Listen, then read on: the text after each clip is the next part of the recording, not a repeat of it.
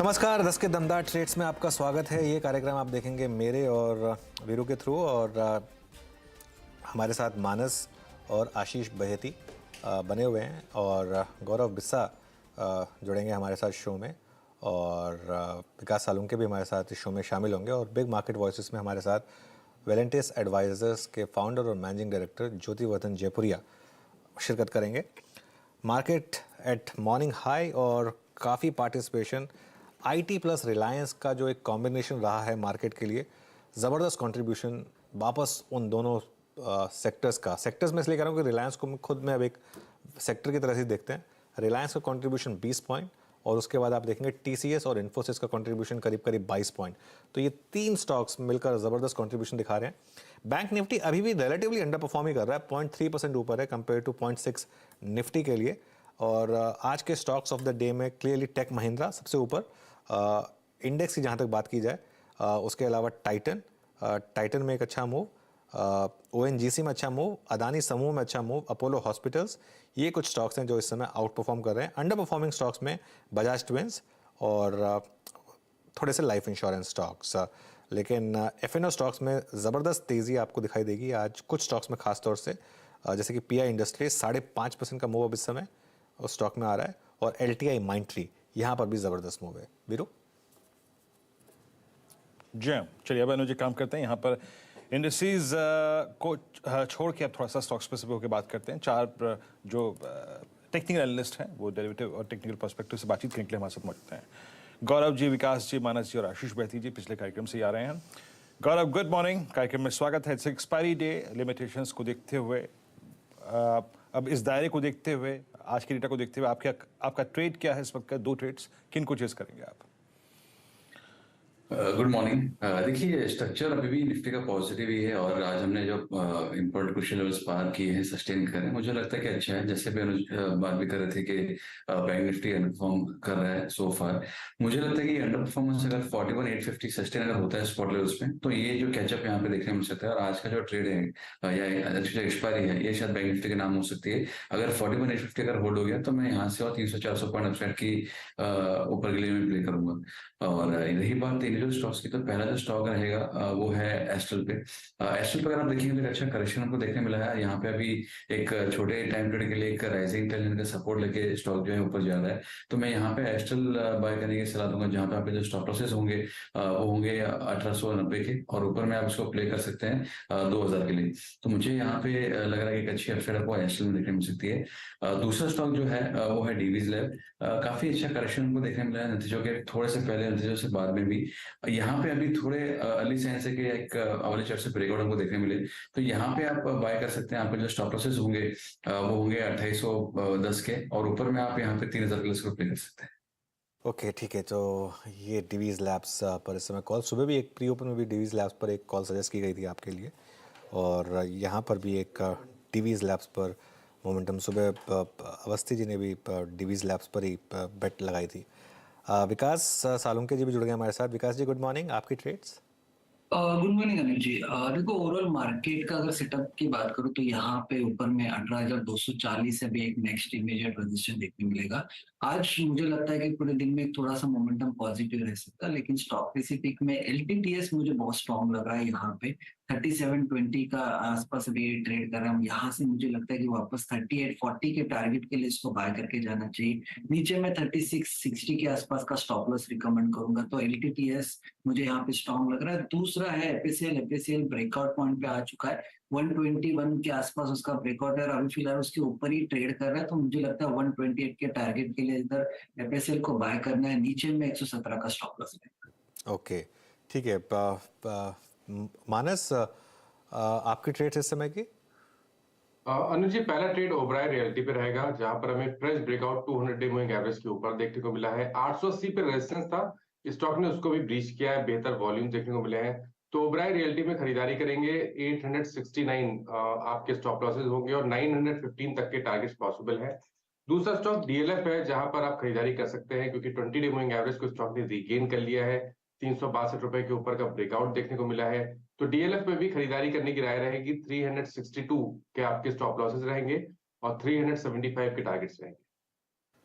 Okay, ठीक है, चलिए। डीएलएफ फ्रेश मूव, काफ़ी टाइम बाद कोई आईटी से अलग कॉल आई है और डीएलएफ पे एक शानदार मूव इस समय स्पॉट किया है मानस ने, 375 का टारगेट।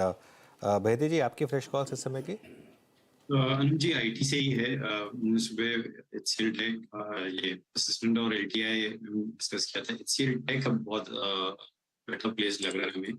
जिस हिसाब से एचसीएल टेक प्लेस्ड है, हमें लगता है कि 1150 का एक स्टॉप लॉस लगाकर करंट लेवल पे खरीदारी की जा सकती है और टारगेट ऑफ 1160। दूसरा कॉल जो रहेगा वो है एसआरएफ का। एक अच्छा प्राइस एक्शन पिछले 3 दिनों से देखने मिल रहा है एसआरएफ में। मुझे लग रहा है कि एसआरएफ में जिस हिसाब से पूरे केमिकल स्पेस में वापस एक बज क्रिएट हो रहा है, एसआरएफ में एक अच्छा मूव देखने मिल सकता है। तो 2250 का एक एसएल लगाकर खरीदारी की सलाह रहेगी और फर्स्ट टारगेट जो इसका रहेगा, इसका 200 डेमा 2310 का टारगेट रहेगा। अगर वो क्रॉस होता है तो इसमें वापस एक बड़ा मूव 2350 तक का देखने मिल सकता है।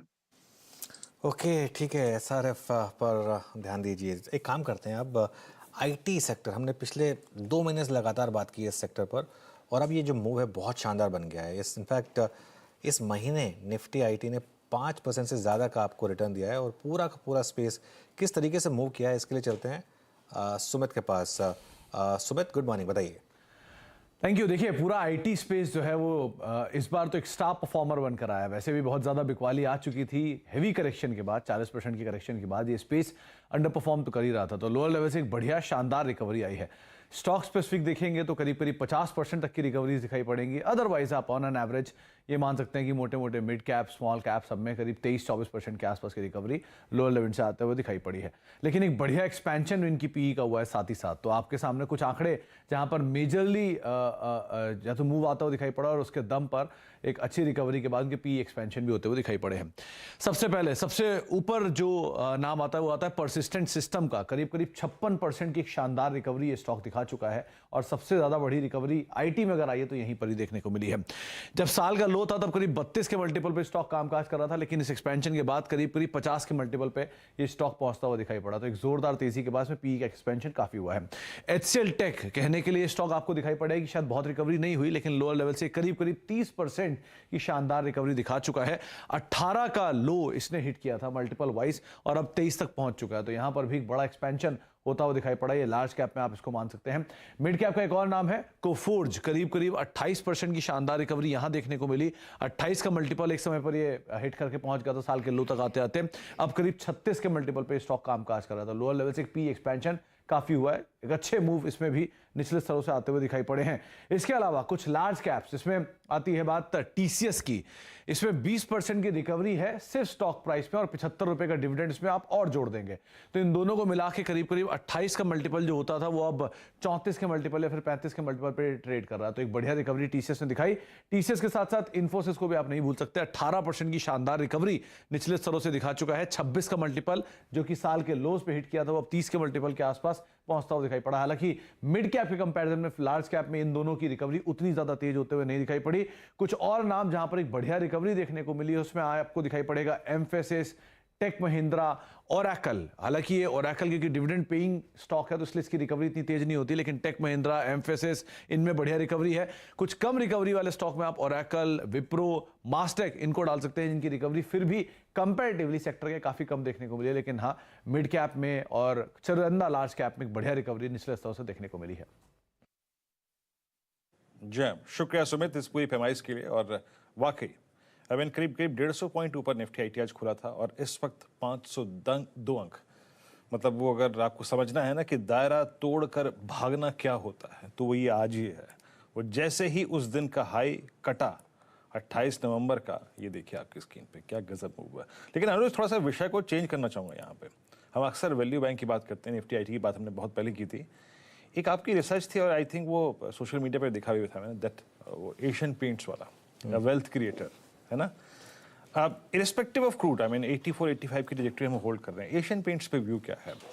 मुझे याद अच्छी तरीके से अनुज, कोविड में मई में मैंने बात की, सिंगले साहब के साथ बात हुई थी मेरी। ये वो फर्स्ट कंपनी थी जिसने कोविड में हाइक दिया था। सैलरी हाइक इन्होंने अपने आई थिंक जितने भी स्किल्ड लेबर है जो इनके कॉन्ट्रैक्ट्स पे होती है उनको पैसे दिए थे। इसलिए पूछ रहा हूँ बस। नहीं, बिल्कुल पहली कंपनी थी जिसने कोविड के टाइम पे इनफैक्ट सैलरी हाइक दी थी वीरू, और मुझे वही चीज़ उनकी सबसे अच्छी लगी थी। देखिए एशियन पेंट्स की मैं बस एक चीज़ कहूँगा, और वो जो मेरी रिसर्च थी उस रिसर्च का एक कोर्स सार जो था वो ये था कि शायद इंडिया में एक लौती ऐसी कंपनी होगी जिसने सबको खुश रखा। नॉर्मली आप अगर अपने कस्टमर्स को खुश रखेंगे तो शेयर होल्डर्स को खुश नहीं रखेंगे, या शेयर होल्डर्स को खुश रखेंगे तो कस्टमर्स को खुश नहीं रखेंगे, या फिर एक्सचेकर को खुश नहीं रखेंगे, या फिर एम्प्लॉयज़ को खुश नहीं रखेंगे। ये कंपनी ऐसी है जिसने सबको खुश रखा है, अपने कस्टमर्स को, अपने जो डिस्ट्रीब्यूटर्स हैं, अपने एम्प्लॉयज़ हैं और एक्सचेकर। एक और चीज़ जो इसकी थी, जो उस रिसर्च का सार था कि पिछले 10 फाइनेंशियल ईयर में, मैं फाइनेंशियल ईयर की बात कर रहा हूँ अप्रैल टू मार्च, पिछले 10 फाइनेंशियल ईयर में एक भी साल ऐसा नहीं रहा उसमें मैं वो 2008-9 वाला जो मार्केट का सबसे गंदा फेज था उसको भी इंक्लूड कर रहा हूँ।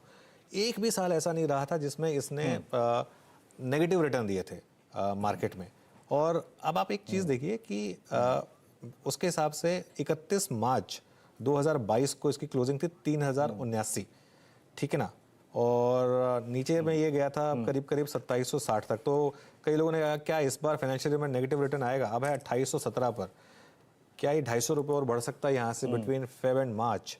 ये मेरे के लिए एक टॉकिंग पॉइंट होगा। और जैसा आपने कहा क्रूड है यहाँ पर, लेकिन एक चीज़ है बस, पिछले क्वार्टर में जो नंबर्स खराब आए थे, अब मार्केट उसको बेनिफिट ऑफ डाउट देगा या नहीं देगा कि वाकई में मॉनसून लंबे खींचे इसकी वजह से नंबर खराब आया, कोई और फैक्टर रहा, ये देखने वाली बात होगी। लेकिन अगर मैं सिर्फ एनेक्डोटल एविडेंस पे जाऊँ तो मुझे लग रहा है कि शायद फेब मार्च में यहाँ रैली आ सकती है। जी हाँ, और मैं इनफैक्ट इस प्रश्न को अनुसार इसलिए पूछा क्योंकि तो मुझे वो आपके फैक्ट्स याद थे, और प्लस बहुत दिनों बाद इनफैक्ट एशियन पेंट्स अब स्टेबल हो रहा है, वो अपने अर्निंग के शॉक से बाहर निकल के आता हुआ। और अगर डेली चार्ट्स पे आपको कन्विक्शन ना मिले तो प्लीज़ जाके इसका एक बार वीकली चार्ट देखिएगा। 3 वीक से, and that's a third week going right now, जहाँ पे एक पॉजिटिव क्लोज मिल रहा है हमें। विकास, अगर आप बहुत शॉर्ट टर्म से नहीं, थोड़ा मीडियम टर्म पर्सपेक्टिव से बात करें तो एशियन पेंट्स इस वक्त एक वैल्यू बाय नजर आ रहा है कि आपको इस प्राइस पे? जी हाँ वीरेंद्र जी, अगर देखो तो डेली में भी आप देखोगे तो ओवरसोल्ड जोन में जा चुका था, वहां से एग्जिट हो रहा है वापस, वो 30 के पॉइंट के ऊपर आते हुए देखने मिला है। तो यहाँ पे जो आरएसआई भी एक पॉजिटिव इंडिकेशन दिखा रहा है। और वीकली चार्ट की जैसे आपने बात की, लास्ट 3 वीक में वो क्लोजिंग बेसिस एक ऊपर की तरफ रख रहा है। और यहाँ पे नेक्स्ट इमीडिएट अगर यहाँ पे हमने देखा है कि 2840 के आसपास, 2840 के आसपास वो लेवल जैसे ये क्रॉस करेगा तो ये टूवर्ड्स वापस 50 डीएमए के आसपास एक पॉजिटिव मूव कर सकता है, जो आ रहा है 2940 के आसपास का। तो यहाँ से मुझे लगता है कि जैसे ही 40 का ब्रेकआउट आता है 2840 का, तो वहां से वापस 2940 का जो एक मोमेंटम है ये कैरी करते हुए दिखने मिलेगा। जहाँ एशियन पेंट्स 2819 से बात करते करते अगर आप देखें स्टॉक डे हाई की ट्रैजेक्टरी में आ गया, क्या स्विंग आ रहा है वाकई। और मेरे स्क्रीन पे इसके ऑप्शंस जरा इसकी एक बार 2900 की कॉल लेके आइएगा, वाकई अगर आप देखें फ्लोट करती हुई डे हाई पे। और ऐसा ही एक प्रश्न आई थिंक मैं बाटा को लेकर पूछना चाह रहा था, लेकिन जिस प्रकार के नंबर्स कैंपस ने दिए या फिर जिस प्रकार के अगर आप देखें इस वक्त लिबर्टी कराते हैं, मैं शायद थोड़ा सा अपने आप को दूरी रखूँगा। 1452 आपकी स्क्रीन पर, ये बाटा का इस वक्त का एक नया लो है, एंड आई थिंक पोस्ट 7 जून 2021 ये एक नया लो। राजेश सतपुते जी की एक कॉल थी टाटा केमिकल, वो बहुत अच्छा करती हुई, और इस वक्त आपकी स्क्रीन पे 1032 पे टाटा केमिकल डे हाई पर आके ट्रेड करता हुआ। इंडस्ट्रीज के पास आज याद रखिएगा बहुत कुछ करने की कम से कम एटलीस्ट सुबह जगह नहीं था, स्कोप नहीं था। इंडस्ट्रीज लौट के अगर आप देखें फिर वही 18100 पर निफ्टी और निफ्टी बैंक, याद रखिएगा एक स्विंग तो अच्छा दिया, पर अनुज अब लौट के एक बार फिर से अपने 50 डे एक्सपोनेंशियल मूविंग एवरेज पर। अनुज बिल्कुल वीरू, और यही प्रॉब्लम इस समय मार्केट की कि एक धड़ा अच्छा कर रहा है लेकिन दूसरा धड़ा थोड़ा अंडर परफॉर्म कर रहा है। और फिर वही बात कि 42,000 पर कॉल राइटर भी है, तो देखते हैं यहाँ से मार्केट अब उस लेवल को निकाल पाता है या नहीं निकाल पाता है। अब हमारे साथ वेलेंटिस एडवाइजर्स के फाउंडर और मैनेजिंग डायरेक्टर ज्योति वर्धन जयपुरिया जुड़ गए हैं। ज्योति जी गुड मॉर्निंग, शुक्रिया जुड़ने के लिए। तो एक बहुत बड़ा ट्रेंड रिवर्सल रहा है मार्केट में लीडरशिप का, साल चेंज होते ही। पिछले साल बैंक्स ने लीड किया, आईटी में मैसिव डिक्लाइन। इस साल उल्टा, बैंक्स बहुत ज़्यादा गिरे नहीं है लेकिन बहुत अंडर परफॉर्म कर रहे हैं कंपेयर टू आईटी। आप किस तरीके से देख रहे हैं इस पैटर्न को? तो अनुज, ये जो अपने को देखने मिल रहा है ये पूरे ग्लोबल मार्केट में भी वैसे ही है। यदि अपने पिछले साल देखें तो विश्व के 3 अच्छे मार्केट थे, ब्राजील, भारत और इंडोनेशिया, वो तीनों मार्केट अंडर परफॉर्म कर रहे हैं। तो यदि अपने ना अक्टूबर एंड से देखें तो समझिए नवंबर से चाइना जो एकदम है ना खराब किया था पिछले साल, चाइनीज मार्केट करीब 50% ऊपर हो गया है। वैसे ही देखें ग्लोबल मार्केट में, जैसे नैस्डैक इस साल है ना 15% ऊपर हो गया है, S&P 8% ऊपर हो गया है। तो भारत है ना एक तरह से अंडर परफॉर्म कर रहा है, ब्राजील अंडर परफॉर्म कर रहा है, इंडोनेशिया अंडर परफॉर्म कर रहा है। तो एक तरह से रिवर्सल ट्रेड हो रहा है भारत पूरी दुनिया में, कंट्रीज को लेके भी सेक्टर को लेके भी। जो अच्छा किया वो है ना अभी एक तरह से पॉज ले रहा है, और जो है ना अच्छा नहीं किया वहां पे एक ब्रेकआउट रैली मिल रहा है।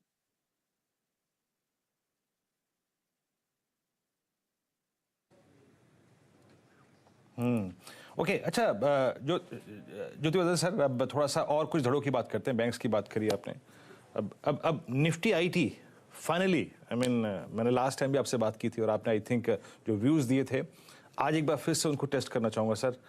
अब निफ्टी आईटी नंबर्स देखने के बाद यूएस में अगर आप देखें रेट हाइक्स के क्रम और जिस प्रकार से अगर आप देखें अब वहाँ पे फेड की टिप्पणियाँ रही हैं, बड़ा कंफर्टेबल है इस वक्त निफ्टी आईटी।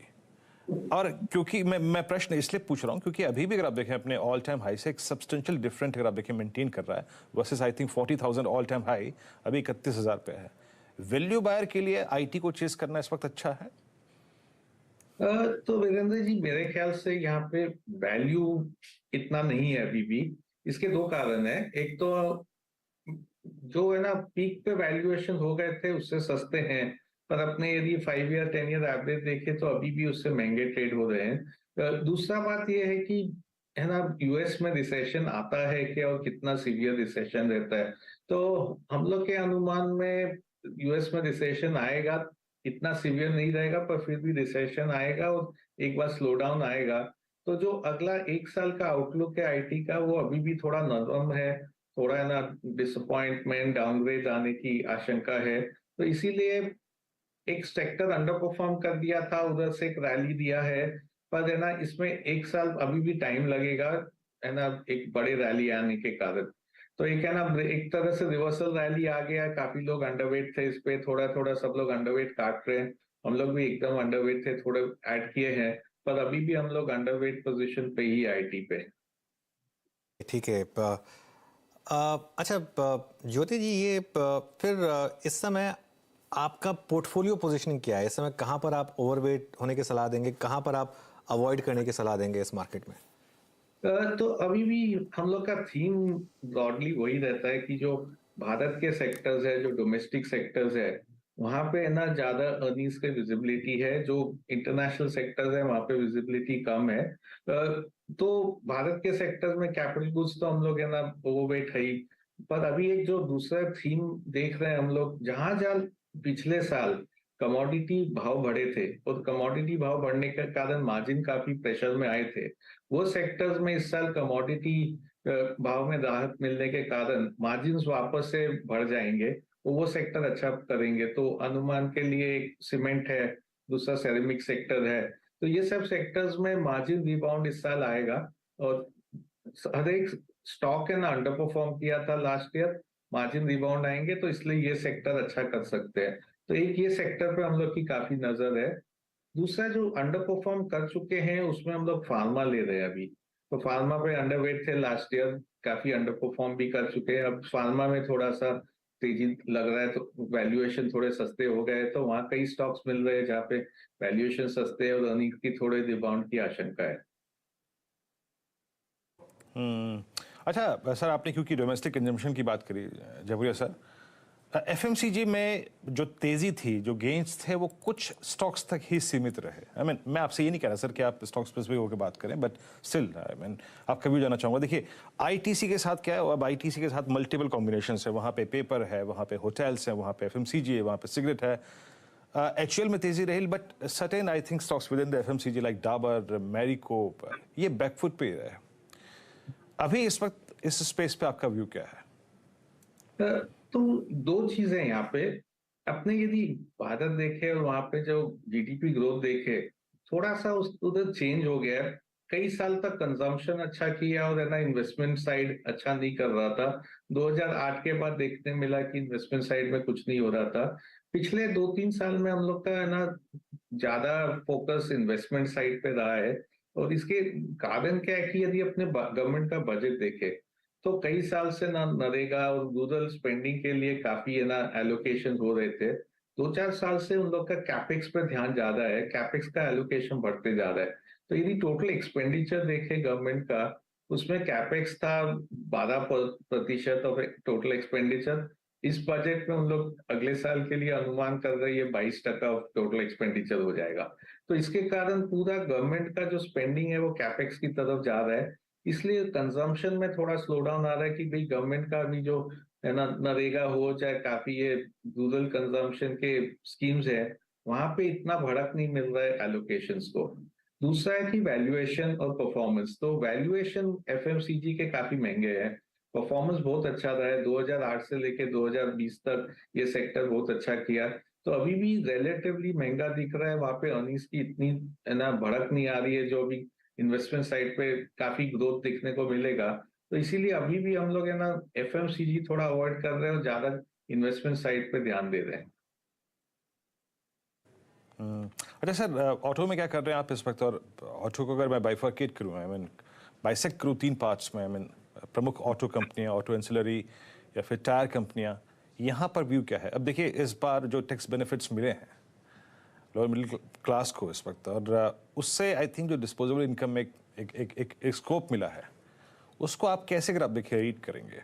स्पेशली मारुति जिसके पास अगर आप देखें छोटी गाड़ियों का एक बड़ा जमावड़ा है, उनके पास खेमा है, बेनिफिट किसको देंगे आप? मारुति को, ऑटो एंसिलरी को, टायर को? हाँ, तो ऑटोज में हम लोग एक तरह से ब्रेकअप करते हैं 2 व्हीलर्स, 4 व्हीलर्स और है ना ट्रक्स।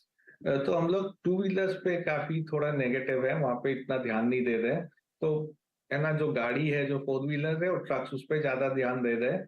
और इसमें ज्यादा हम लोग एंसिलरी ले रहे हैं मेन ओईएम के बदले, क्योंकि एंसिलरी में ज्यादा है ना अपसाइड देखने को मिलता है। और ट्रक एंसिलरीज और गाड़ी के एंसिलरीज पे ध्यान दे रहे हैं। टायर्स आपने जिक्र किया था, तो टायर्स एक तरह से थोड़ा सिक्लिकल सेक्टर है, वहां पे रॉ मटेरियल की राहत मिली है इसलिए मार्जिन थोड़े एक्सपैंड हो रहे हैं। तो टायर हम लोग को अच्छा लगता है, पर टायर में काफी साइकिल आता है।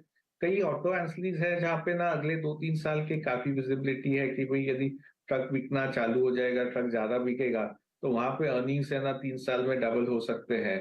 तो हम लोग के टायर ऑटो एंसिलरी पे ज्यादा फोकस है ओईएम के बदले। अच्छा, एग्जैक्टली आप देखें टायर्स पे आपने व्यू सुना। अच्छा सर, ये एक और चीज़, आई मीन कैपिटल गुड्स तो अच्छा कर ही रहा है, आई मीन उसमें तो कोई सेकंड थॉट्स है ही नहीं। अर्निंग्स बहुत स्ट्रांग है, ऑर्डर इनटेक काफ़ी स्ट्रांग है, एग्जीक्यूशन स्ट्रांग है। एलएनटी को देखिए at all time high, Cummins at all time, Cummins की अर्निंग्स बहुत अच्छी रही सर, और ABB at all time, siemens at all time high. Infra में क्या पिक कर रहे हैं सर आप इस वक्त मिड कैप में स्पेशली, क्योंकि अच्छा मूव मिल रहा है? और सीमेंट का जिक्र आप नहीं कर दिया, लेकिन इंफ्रास्ट्रक्चर कंस्ट्रक्शन कंपनियां अगर लेनी हो तो वो कौन सी होंगी? तो इंफ्रास्ट्रक्चर कंस्ट्रक्शन के खेलने के 2 तरीके हैं। एक तो सीमेंट ले लेवे, एक वो कंपनीज ले लेवे जो है ना ईएनसी करती है। हम लोग का ज्यादा ध्यान हरदम रहता है वो है ना या तो वो मशीनरी वाले कंपनी लेने का या सीमेंट लेने का, क्योंकि जो ईएनसी करती है उनका बैलेंस शीट में हरदम प्रॉब्लम रहता है। रिसीवेबल्स काफी बढ़ जाते हैं, जितने तेजी से वो ग्रो करते हैं उनका रिसीवेबल बढ़ते जाता है, बैलेंस शीट बढ़ते जाता है और डेट बढ़ते जाता है। तो इसलिए वहां पे ना बहुत कम कंपनीज मिलते हैं जो हम लोग के ना डेट इक्विटी नॉर्म्स को और है ना कैश फ्लो नॉर्म्स को मीट करते हैं। तो 1-2 गिने चुने कंपनी है जहाँ पे ना डेट काफी लेवल लो है, तो वो ले सकते हैं हम लोग। पर ज्यादातर हम लोग है ना वो मशीनरी साइड पे ध्यान देते हैं या फिर है ना सीमेंट साइड पे ध्यान देते हैं। ये दोनों एक तरह से क्या, कई मशीन रोड के में काम आते हैं, कई मशीन जैसे मशीन टूल्स है वो सब जगह काम आ जाते हैं। तो इंफ्रास्ट्रक्चर खेलने का एक वो इंडस्ट्री भी है। और सीमेंट इस बार अच्छा लग रहा है क्योंकि काफी वहां पे रॉ मटेरियल की राहत मिल गई है। तो ये दोनों सेक्टर से हम लोग ज्यादा खेल रहे हैं इंफ्रास्ट्रक्चर को। अच्छा, ओके। अगर आप देखें इंफ्रास्ट्रक्चर में आपको ज्योतिवर्धन जी की अगर आप देखें अप्रोच समझ में आई। अच्छा सर, एक और चीज़, जब ये गोल्ड की एक बहुत स्ट्रॉन्ग साइकिल की शुरुआत हो रही थी, मैंने आपने ये स्विंग दिखा 51, 52, 53, 54, 55, 56, 57, 58 तक की रेंज में गोल्ड आया। बट इस बार वो जो एनबीएफसीज का गोल्ड फाइनेंस कंपनीज का चंक था उसने रत्ती भर डिलीवर नहीं किया, और अभी भी they are trading at 52 week low, या फिर इस दौर के लो पे ट्रेड कर रहे हैं। क्या वजह थी? क्या वो बैंक्स जो इनका बहुत सारा अगर आप देखें बिजनेस खा गए हैं, just putting instance of federal bank, क्या बाजार उनको एडवांटेज दे रहा है? आपका गोल्ड फाइनेंस कंपनी इस पर व्यू क्या है इस वक्त? तो हम लोग गोल्ड फाइनेंस है ना 2021 में बेच दिए थे सब, और अभी भी लिए नहीं है। उसका कारण यही है जो आपने जिक्र किया, हर एक बैंक को अभी गोल्ड फाइनेंस पे फोकस करना है। तो ये जो एनबीएफसीज है इनको काफी कंपटीशन आ रहा है गोल्ड फाइनेंस कंपनी से, तो इसलिए यहाँ पे देखे तो ग्रोथ बहुत मुश्किल हो रहा है इन लोग को, क्योंकि अभी है ना बैंक्स तो कम लोन में देते हैं, कम ब्याज पे लोन देते हैं, वो पहले भी देते थे। वहां पे है ना काफी टाइम लगता था लोन मिलने को, अभी है ना और इन लोग बहुत जल्दी लोन दे देते थे। पर एक तो अभी जैसे ये ऐप्स आ गए हैं तो कई बैंक्स ऐप के साथ टाइप की है, तो वो ऐप के कारण है ना बैंक्स लोग भी लोन जल्दी दे सक रहे हैं, तो वहां से एक कंपटीशन आ रहा है, बैंक्स का ब्याज सस्ता भी है। तो इसके लिए ये पूरा जो लोन फाइनेंसिंग एनबीएफसी जो 2-3 कंपनी है जो स्पेशलाइज करते थे, उनके ऊपर प्रेशर काफी है। उनको भी देखे तो सब लोग है ना डाइवर्सिफाई कर रहे हैं। तो जो पहले का था कि एकदम ये एकदम सॉलिड बिजनेस है, यहाँ पे एनपीएल एकदम कम रहता है एकदम, और है ना एक तरह से 2-3 ही कंपनी है, वो अब नहीं रहा ये लोन फाइनेंसिंग में। चलिए ज्योतिवर्धन सर, बहुत बहुत शुक्रिया आप इस कार्यक्रम में शामिल हुए, सभी सेक्टर्स पे पहलुओं पे अपनी बात की आपने, बहुत बहुत शुक्रिया सर। और फिर जल्द होगी आपसे मुलाकात, फिर होगी बाजार पे आपसे बात। निफ्टी आपकी स्क्रीन पे लौट के 18,104 पे, और याद रखिएगा 18,101 अब एक क्रिटिकल पॉइंट बन चुका है। फर्स्ट इंस्टेंस में आज 18,100 के ऊपर बाइंग का कोई मतलब नहीं था। डॉक्टर साहब एक काम कीजिएगा, कुछ देर में स्क्रीन पे 18,100 कॉल वर्सेस पुट रखेगा। मैं फिर कहता आपको एक पॉइंट के 0.15 सुबह एज पर द यस्टरडेज भाव कॉपी जो वो था लेवल, वो बाई का एक लेवल नहीं था। बट ड्यूरिंग द डे अगर हम इसी पे टाइम स्पेंड करते रहे, एक सेकंड 18,100 की कॉल का आउटस्टैंडिंग वाई है, इट्स कॉल ना, यस 1.08, ठीक है। अब लेके आइए पुट का आउटस्टैंडिंग वाई, एक सेकेंड पुट का वाई लेके आइए एक बार प्लीज यहाँ पे। नहीं अभी कॉल का ही है, अच्छा अभी अब मैं माफ़ी चाहूँगा, अभी आई थिंक वो स्टैट्स आ नहीं पा रहे हैं। अच्छा गौरव, आपका इंडेक्स पे व्यू चलते चलते क्या होगा अगर during the day time spend करा हमने 18,100 के ऊपर ही, दैट मीन्स वो 18,100 के पुट राइटर को एक कन्विक्शन देगा। इन दैट केस कोई इस नए वीकली कॉन्ट्रैक्ट का जो कि कल से कमेंस होगा, कोई ऑप्शन आप बाय करना चाहेंगे या फिर अवॉइड करेंगे? देखिए मैं रिटेस्ट पे बाय करना चाहूंगा, यहाँ पे एक अच्छा एक दायरे के बाद आया है। तो कोई अगर फॉल अगर आती है 18,030-40 के आसपास में, तो मैं अगले वीक की 18,200 ही कॉल बाय करना चाहूंगा। करंट मौजूदा लेवल्स पे नहीं, क्योंकि काफी ऊपरी लेवल्स को देखने मिल चुका है, 250 पॉइंट की अपसाइड को 2-3 दिनों में देखने मिल चुकी है, तो यहाँ पे नहीं। लेकिन गिरावट अगर आती है तो मैं समझता हूँ रिटेस्ट काफी अच्छा रहेगा इंडेक्स के लिए। थोड़ा कूल ऑफ हो जाएंगे शॉर्ट टर्म इंडिकेटर्स वगैरह भी, तो चाहे वो निफ्टी हो या बैंक निफ्टी, मुझे लगता है दोनों में काफी एक अच्छी अपसाइड आपको देखने मिल सकती है। But I will be buyer on declines. Okay चलिए, शुक्रिया आपका विकास और गौरव इस कार्यक्रम में शामिल होने के लिए, सभी स्टॉक्स और इंडेक्सेस पे बैठने के लिए। मार्केट्स अगर आप देखें जहां ओपनिंग हुई थी वहां से थोड़ा सा ऊपर खिसक के लेकिन फिर बैकफुट पे आते हुए, लेकिन असली जोशो खरोश वहीं पर है जहां कल 2 बजे भी था। नीरज जी, रिलायंस और निफ्टी आईटी, कसम से यही है इस वक्त बाजार का सार। बिल्कुल यही 2 कर्णधार हैं और मार्केट को संभाल रहे हैं। मुझे लगता है कि ऊपर की तरफ रेंज टूटनी चाहिए, क्योंकि मिड कैप में आज अच्छी रफ्तार है और ब्रॉडर मार्केट में खरीदारी है।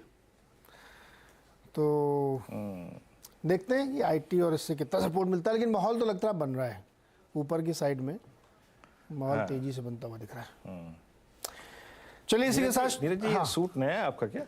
नहीं सर, ये बहुत पुराना नया है। है क्या? ये बहुत पुराना है, बहुत पुराना है, बट जज रहे हैं आप आज। कॉम्बिनेशन बदल दो तो चलता रहता है। जैसे मार्केट में ना आप थोड़ा सा इधर कर देते हो पुट कॉल में तो मार्केट बदल जाता है, वैसे ही शर्ट वर्ट नीचे डार्क कलर की पहन लो तो अलग दिखता है। चलिए जी हाँ, जारी रहेगा ट्रेडर्स हॉटलाइन। यस, चलिए शुरुआत करते हैं ट्रेडर्स हॉटलाइन की, लेकिन सबसे पहले इस वक्त की हेडलाइंस देख लेते हैं।